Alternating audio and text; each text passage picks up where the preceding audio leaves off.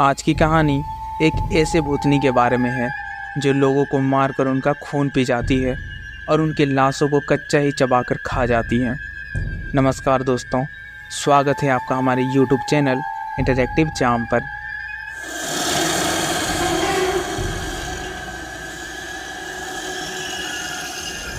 एक बार की बात है कि कुछ अंग्रेज शिकारी भारत के किसी जंगल में शिकार पर गए थे।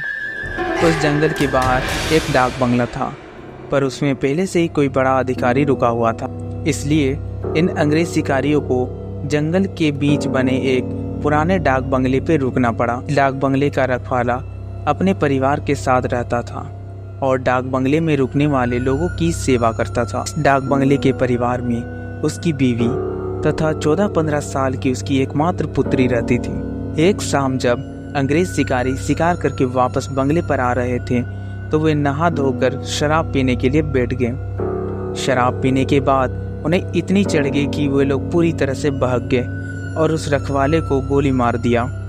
और उस रखवाले को गोली मारने के बाद उसकी बीवी तथा छोटी बच्ची को बलात्कार करके गोलियों से भून डाला और फिर तीनों की लाश को डाक बंगले के पीछे दफन कर दिया।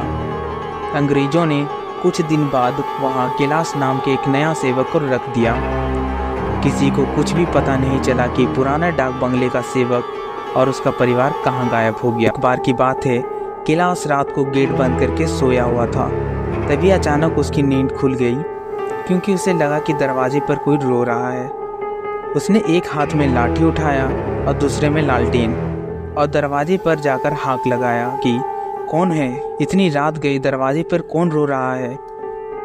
उसने देखा कि एक छोटी बच्ची दरवाजे पर बैठी रो रही है। कैलाश उस बच्ची के पास गया और उसके सर पर हाथ रखते हुए कहा कि बेटी रो मत, अंदर चलो। फिर उस बच्ची के अंदर आने के बाद कैलाश ने उसे पीने के लिए पानी आगे बढ़ाते हुए पूछा कि बेटी तुम कौन हो और इतनी रात को अकेले इस जंगल में क्यों भटक रही हो। कैलाश की इतनी बातें सुनते ही वह लड़की तेज तेज रोने लगी। कुछ समय तक तेज तेज से रोने के बाद वह लड़की थोड़ा शांत हुई और कैलाश को बताया कि वह इस डाक बंगले के पहले सेवक की लड़की है। फिर उसने यह भी बताया कि कैसे 4 बार अंग्रेज शिकारी उसके पिता को मार डाला और उसके बाद उसकी तथा उसकी माँ की आबरू को नोच डाला। फिर उसकी माँ तथा उसको गोलियों से भूनने के बाद डाक बंगले के पीछे दफना दिया। उस लड़की की इतनी बातें सुनते ही कैलाश पूरी तरह से सहम गया, पर निडरता दिखाते हुए पूछा कि ऐसे कैसे हो सकता है। अगर तुम मर गई है तो फिर मेरे सामने कैसे बैठी है। कैलाश की यह बातें सुनते ही वो लड़की अचानक से गायब हो गई और कैलाश को कुछ समझ नहीं आ रहा था कि आखिर ये हो क्या रहा है। उससे पहले ही उसकी नज़र उसकी छत पर पड़ी जहाँ वो लड़की उल्टी लटकी हुई टहल रही थी। कैलाश ये नज़ारा देखकर पूरी तरह से सहम गया और डर के मारे थर थर कांपने लगा। फिर अचानक वह लड़की कैलाश के सामने आकर बोली कि काका आप डरो मत, मैं आपका कुछ भी बुरा नहीं करूँगी। ये सुनकर कैलाश थोड़ा शांत हुआ। फिर उसी रात को उस लड़की ने वह जगह दिखाई जहाँ उन तीनों को दफना गया था। कैलाश ने कुदाल से खोदकर उन तीनों की लाशों को निकाला। फिर कैलाश ने उस लड़की से वादा किया कि वह इन अंग्रेज शिकारियों के खिलाफ कोर्ट जाएगा और उस लड़की को इंसाफ दिलवा कर रहेगा। कैलाश की बातें सुनकर लड़की रोते हुए बोली कि काका आपको कुछ करने की ज़रूरत नहीं है, बदला तो मैं लूँगी, बस आप मेरी थोड़ी सी मदद कर दो। फिर क्या, उस लड़की के बताए अनुसार कैलाश ने बीमारी का बहाना बनाकर उस डाक बंगले की नौकरी को छोड़ दिया तथा लड़की को किए वादे के अनुसार किशोरी के माता पिता के लाश को जला दिया तथा दोनों के नाम की पूजा पाठ करवाई।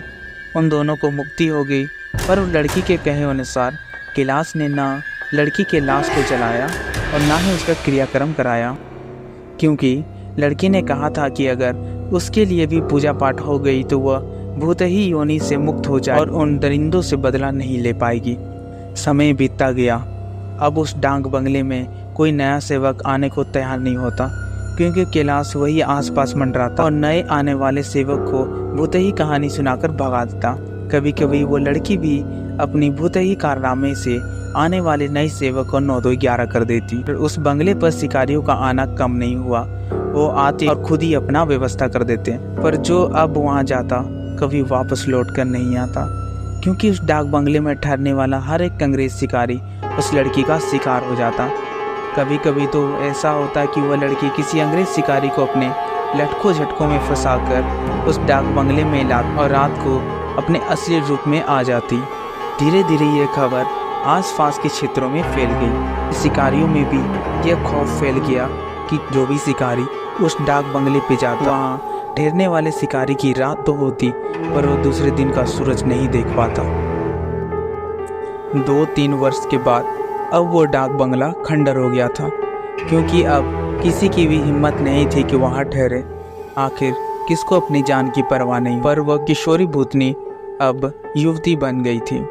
उसी डाक बंगले में रहकर अपने हथियारों का इंतजार करती। बार की बात है, वह युवा भूतनी उस जंगल में रह रहे एक युवा भूत तथा युवा भूतनी के संपर्क में आ गई।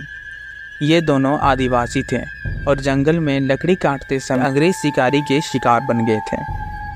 युवा भूतनी उन दोनों को लेकर शहर की ओर निकल गई और युवा भूतनी उन दोनों भूत भूतनी के साथ शहर में घूम घूम कर अपने हथियारों को तलाश करती। 2-3 दिन की मेहनत के बाद वो अपने हथियारों को पहचान ली। एक दिन शाम के समय खूबसूरत युवती बनकर उनमें से एक हत्यारे अंग्रेज उस घर पर उस अंग्रेज की सिवा कोई नहीं था। फिर उसने खूब लटके झटके दिखाए और उस अंग्रेज को अपनी सुंदरता में फांस लिया। योजना के अनुसार वह दूसरे दिन भी उस अंग्रेज से मिली। फिर उसे पूरी तरह से विश्वास में लेने के बाद एक दिन कही, क्यों नहीं हम लोग शिकार पर चले। अंग्रेज ने कहा कि अच्छी बात है, मेरे कुछ मित्र शिकारी हैं, उन्हें भी लेकर चलते हैं। फिर क्या था, उस युवती भूतनी ने उस अंग्रेज से कहा कि मेरी एक और सहेली है, वो भी बहुत सुंदर है और शिकार पर जाना पसंद करेगी। फिर दूसरे दिन युवती भूतनी ने अपने साथ आए हुए दूसरी युवा भूतनी से उस अंग्रेज शिकारी को मिलवाया। अब तो अंग्रेज पूरी तरह से भूतनी के मायाजाल फंस चुका था। एक दिन सुबह सुबह वह अपने उन्हीं पुराने दोस्तों के साथ जंगल की ओर निकल पड़ा। दिन भर शिकार करते रहे और खूब मौज मस्ती भी। शाम होने को आई तो अंग्रेज शिकारियों ने कहा कि अब सूरज ढलने लगा है, क्यों ना हम लोग वापस शहर लौट चले। अंग्रेज की बात सुनकर युवा भूतनी ने कहा कि नाना, आज रात हम लोग यही ठहर कर जंगल का आनंद उठाते हैं। पर एक अंग्रेज शिकारी ने कहा, पहले से डाक बंगला तो बुक किया नहीं है, ठहरेंगे कहाँ। फिर क्या था, वह युवा भूतनी आते हुए बोली कि इसी जंगल में मेरे एक मित्र आदिवासी की कुटिया है, हम रात वही बिताएंगे और खूब मौज मस्ती करेंगे। अब हुआ यूं कि युवा भूतनी की योजना के अनुसार देखते ही देखते उसके मित्र युवा भूत ने एक घर तैयार कर ली थी। उसमें ऐशो आराम की सारी चीज़ें लगा दी थी। उन दोनों युवा भूतनी के साथ घर में पहुँचे। इन अंग्रेज शिकारियों को पार्टी शुरू हुई, लेकिन जैसे ही पार्टी शुरू हुई अंग्रेज शिकारियों की सिट्टी पिट्टी गुम हो गई, क्योंकि पहले जो युवती देखने में बहुत खूबसूरत लग रही थी अचानक ही डरावनी रूप बना ली। ऐसा रूप देखते ही अच्छों की सिट्टी पिट्टी गुम हो जाए। फिर क्या था, उन भूतनियों ने गिलास में खून भर कर उन अंग्रेजों को पिलाना शुरू कर दिया। किसी अंग्रेज की हिम्मत नहीं थी कि उन्हें ना कर दें, क्योंकि सब के सब पूरी तरह से डरे हुए थे और कांप रहे थे। अचानक आदिवासी युवा भी विकराल रूप में आ गया और अचानक उछलकर पास में एक मोटे से पेड़ की मोटी शाखा को उछलकर इतना जोर से खींचा कि चर की आवाज़ के साथ मोटी शाखा टूट गई। उसके बाद वह विकराल भूत उन अंग्रेजी शिकारियों में से एक को पकड़ पैर के नीचे दबाकर देखते ही देखते चीर दिया और फिर उसका खून पीने लगा। दोनों भूतनियों ने अपनी लंबी लंबी विकराल जीभ निकाल खून पीने में उसका साथ देने लगी और साथ ही साथ अपने बड़े बड़े नाखून से उसका शरीर जगह जगह से चीरने लगी। युवा भूतनी ने तो भयानक आवाज़ें निकालते हुए दौड़कर दूसरे अंग्रेज शिकारी के पास पहुंची और उसके आँख को नोचकर निकाल डाला और खाने लग गई। इसके बाद उन तीनों भूतनियों ने मिलकर एक एक कर सभी अंग्रेज शिकारियों को मार डाला। कैलाश को तो यह सब कुछ पहले से पता था, पर वो किसी को कुछ नहीं बताया। कैलाश ने उस युवती भूत से कहा कि तुम्हारा बदला तो पूरा हो गया, अब तुम लोगों को क्यों परेशान कर रही हो। भूतनी अब खूंखार हो गई थी, उसे लोगों का खून पीने में मजा आने लगा था। उसने कैलाश से कहा कि काका, आप चले जाओ, मैं आपको मारना नहीं चाहती। कैलाश ने भी कहा कि देखता हूँ तुम सबको कैसे परेशान करती हो। तभी उस भूतनी ने अपने नाखून से कैलाश पर हमला कर दिया। कैलाश अपना जान बचाकर वहाँ से भागा। कैलाश सबको बचाना तो चाहता था, पर कैसे कुछ समझ नहीं आ रहा था।